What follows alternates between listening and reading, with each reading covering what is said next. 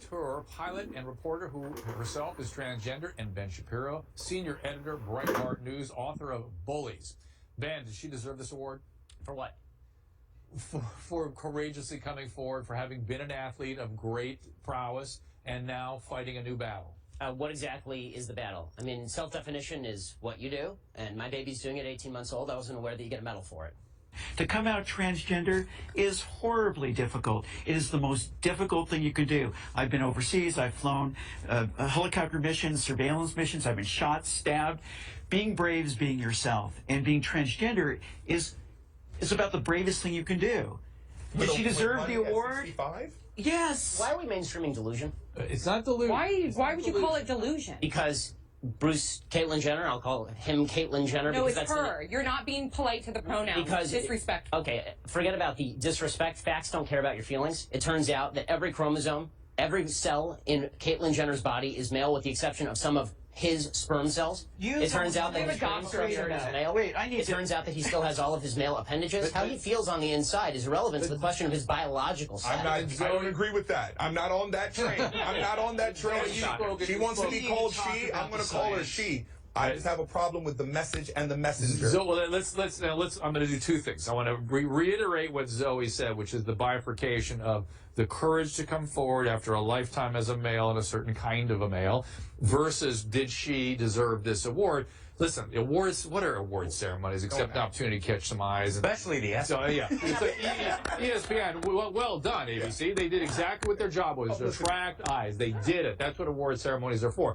But in terms of the science behind gender dysphoria, you're very familiar with that, Zoe. Very familiar. It's not about the chromosome. Excuse me, the chromosomes within our both know nuclei. Yeah, go ahead. Chromosomes don't necessarily mean you're male or female. Gender. With gender identity. Go ahead. No, so especially, but even so, you have a thing like Klinefelter's syndrome. So you don't know what you're talking about. You're not educated on genetics. We're supposed to discuss the genetics. Right? Well, no, what no. are your genetics? So let's stay away from the genetics and back to the brain scans. You cut that out now, or you'll go home in an ambulance. Yeah, that seems mildly inappropriate for a political discussion. No, I know. Well, but wait. To be fair, but to be fair, you're actually being rude. You're and that's not fair. I'm sorry, it's not rude to say that someone who's biologically a male is a male. Someone who's biologically male is a male. But Mr. Shapiro, you knew very well that saying that to Zoe would be egregiously insulting. It's not a matter of insulting or inflammatory. It is. No, Sir, you're right. On paper, what is a fact is a fact, and I can't deny that. But you knew that going in that to saying that to Zoe would be aggressively insulting. It's a matter of aggressively insulting. It is. The entire discussion is whether we are embracing mental illness and delusion as a society. That's the entire discussion. No. But that. Ben Shapiro is editor-at-large at Breitbart.com and the author of Bullies, How the Left's Culture of Fear and Intimidation Silences Americans. So why am I off the rails, Mr. Shapiro? Honestly, Piers, you've kind of been a bully on this issue, because what you do, and I've seen it repeatedly on your show, I watch your show, and I've seen it repeatedly, what you tend to do is you tend to demonize people who differ from you politically by standing on the graves of the children of Sandy Hook, saying they don't seem to care enough about the dead kids. If they cared more about the dead kids, they would agree with you on policy. I think we can have a rational political conversation about balancing rights and risks and rewards of all of these different policies, but I don't think that what we need to do is demonize people on the other side as being unfeeling about what happened in Sandy Hook. How dare you accuse me of standing on the graves of the children that died there? How dare you? I've seen you do it repeatedly, Piers. Like I say, how dare you? I mean, you can keep saying that, but you've done it repeatedly. What you do, and I've seen you do it on the program, is you keep saying to folks that if they disagree with you politically, then somehow this is a violation of what happened in Sandy Hook. And you have yet, I'd really like to hear your policy prescriptions for what we should do about guns. Because you say that you respect the Second Amendment, and I brought this here for you so that you can read it. It's the Constitution.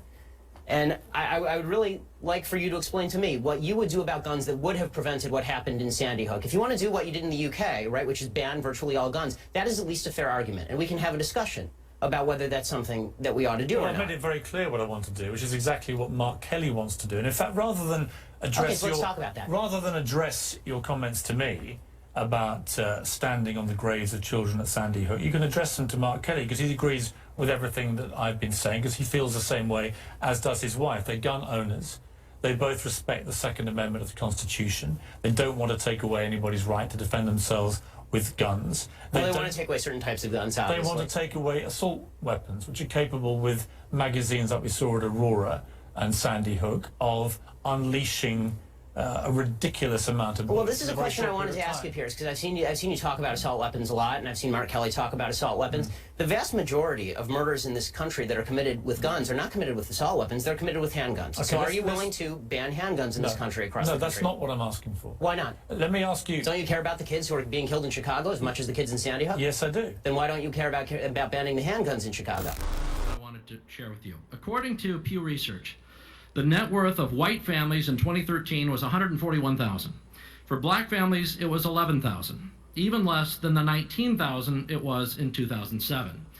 According to economist Edward Wolf of the University of New York, excluding vehicles and other durables, the median black family worth is just $1,700, while 40% of black families have zero or negative wealth. White family worth, in terms of financial worth, is 69 times more than that of black families. Given this disparity, how can you argue that racism is not a driving factor in income inequality? Because it has nothing to do with race and everything to do with culture. And when you have a culture that doesn't, and when, you know what? Explain to me. You explain to me why black kids aren't graduating high school. Explain that one to me. Explain to me why black kids are shooting each other in rates significantly higher than whites are shooting each other. Explain to me why 13% of the population is responsible for 50% of the murder. Explain to me why the number of black kids in prison, not for innocent reasons, not for walking down the street and getting pulled into a prison, is so high. Explain, if it has nothing to do with culture, explain to me why the single motherhood rate in the black community jumped from 20% to 70% in the same course of time that the civil rights movement has made such tremendous strides. Is America more racist now than it was in 1960? And if it is, please explain to me how that happened.